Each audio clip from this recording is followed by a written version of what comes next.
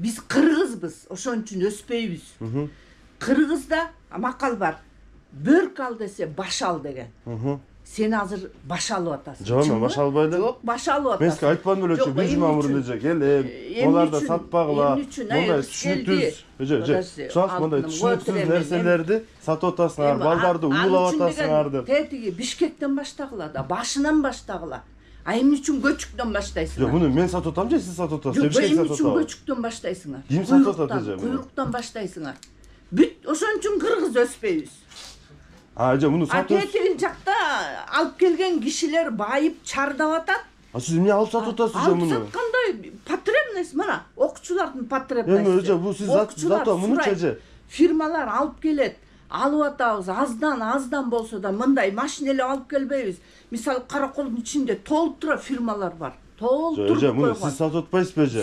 Сиз албай койсоңуз бул фирмаларчы же мына могу бир Кытай чыгарып атты. Сатып атам, анан аны деген окуучулардын сураганынан аздан аз мен машина менен алып келип КамАЗ менен төгүп койгон жерим жок. Анан болсо бир жумада бир пачка алам. Бир пачканын ичинде 10 штук. Сиз эми ушуну өзүңүздүн неберелериңиз күндө жешин каалайсызбы? Жеп эле атышат. Күндө жешин каалайсызбы? Эми күндө жебесе деле окуучулар эмне күндө жебейт да. Күндө жеп атат деже, ошон үчүн күндө сатып атасыз. Эгерде муну эч ким өтпөсө, сиз сатпайт элеңиз. Мен эле сатып аткан жерим жок. Мисалы Каракол болуптур. Биз эң куйругунун учу экенбиз. Мындай куйрук болсо ошону мындай мизинкасы экенбиз. А эмне үчүн мизинкадан баштайсыңар? Эже, муну сиз сатып атпайсызбы же, ошондой айтып атпаймынбы? Бишкектин ичине мына кечөө эле келдим мен тойдон. Кечөө эле келдим. Сен баягы келип кеткенден кийин бек турду магазин. Кечөө эле келдим. Бишкектин ичи деген жөн эле жайнайт. Гезит саткан жерде. Аяка да барам мен. Гезит саткан жерде деле сатып атат. Тышта отуруп алып деле сатып атат. А эмне үчүн бизден баштайсыңар? Кимден баштайын эже? Тиге барсам тиги деле айтат. Эмне үчүн менден баштайсың? Ага барсам ал деле айтат. Ошондой эле болуп атат. Могу эмне эже, например? Кетирбейсизби? Ошондой эле болуп атпайбы? Сен карапайым адамсың. Саган деле келип өйдө жактан болобу же сага окшогон ушундай эле айылдын ичинен блогер болобу келип баштаса сен деле айтасың, эмне үчүн менден баштайсың? Жок эже. Эми бирөөнөн башташ керекпи же негизи? Тетигил жактан баштабай эмне жок тартпагын сен, тартпагын. Не имеешь права? Не имеешь права? Не имеешь права? Жок эже, сиз сатып атасыздар. Жок, сатып атам, бирок сен тартпаган не имеешь права? Менин баламды же менин туугандарымды Жок, тийбеңиз эже. Сен деле базарда жүргөн баласың, экөөбүз. Сен деле менин көз алдымда чоңойгон баласың. Токто. Укпайбыз эже. Көз алдымда чоңойгон баласың. Станция, тиешелүү органдар эми обязательно силерге ушинтип көрсөтүп берип, ошонткенде келесиңерби? Мына азыр өзүңөр көрүп атасыңар, мага улам бирөөңөр жазасыңар. Мен баламдын ак кан болуп калды, анан дагы көк кан болуп калды, анан операция Турцияга керек. Мынча акча чогултуш керек, тигинче акча чогултуш керек. Кыргызстанда жасалбайт экен. Өзүбүз 5 сом, 10 сом беребиз, жаман ою жок балдарга. Мына мондай китайский бир эч түшүнүгү жок. Бир иттин сөөгүнөн жасалабы, эмненин сөөгүнөн жасалат ишкылса, бирөө ачуу, бирөө таттуу бир кукси дейт, бир көрүнгөн нерселер экен. Вообще мен түшүнбөйм.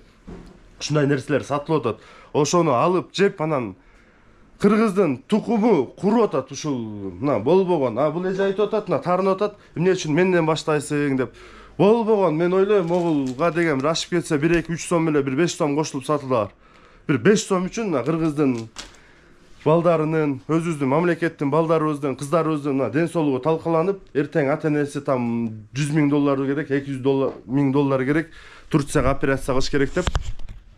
Мына жүрөт. Мына ушул эле мына Каракол шаарынын бул Ленин мектебинин жанындагы ушуна саткан.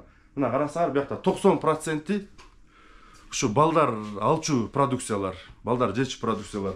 Анын кайра 50% мына такыр түшүнүксүз продукциялар болуп атат да. Мына мисалы үчүн эми көрсөңөр, мына могул 35 сом дейт. Бул эмне? Мына бир орусча жазуусу жок, бир эчтеке түшүнбөгөн нерсе. Муну жеп алып ден соолугу талкаланат. Мына могул деле мисалы үчүн. Бул эмне? Мына школдун тегерегинде соода кылгандар, мен силердин ар бириңердин магазиниңерге барам. Жана ошол тиешелүү органдар, жана санэпидстанция болобу, антимонополия болобу. Бу жактан мага айтып атышат, муну деген таможнядан өткөрбөш керек болчу деп. Таможнядан өткөргөндө муну деген бул өзүбүздүн, мисалы үчүн бир Кытай улутундагы эле бир ишкер келип алды. Муну Бишкектенби, Оштонбу, ушул Кыргызстандан эле чыгарып атат. Бул таможнядан өтүп келген эмес. Мына молар деле мисалы үчүн Кыргызстандан чыккан оокаттар да ошол сыяктуу эле. Мына жакшылакай упаковать этип туруп эле. Мына бул дагы өзүлөрүнө чыккан продукциялар. Ошолорго эмне үчүн көңүл бурбайсыңар?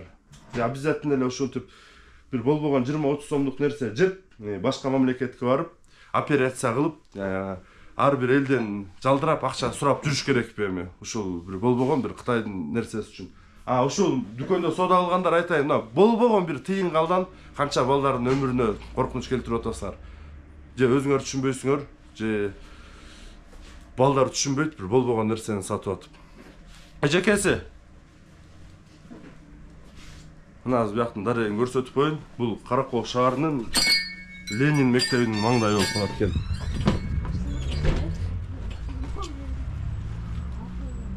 Менин артымда мына Кут деген дүкөн. Мына могул жанымда эле могу Ленин школасы. Биякта деген 2,5 миң окуучу окуйт. Мектептин ичинде эчтеке сатылбайт ушу. Түздөн түз эле келип туруп, ошо 20 сом, ата энеси 10 сом, 20 сом, 50 сом берет. Бир түшүнүксүз эң арзан нерселерди сатылып атат. Эми мага маалымат берип коюңуздар, каякта эмне сатылып аткан болсо, сөзсүз ошол жерге барып, ошол элерди тактап, тиешелүү органдарды чакырып, тиешелүү штрафтарын салып, ошону баарлап биргеликте бөгөт койбосок, бул токточу да эмес. Буга чейин канча айттык, сер аны болгон жок. Салам алейкум.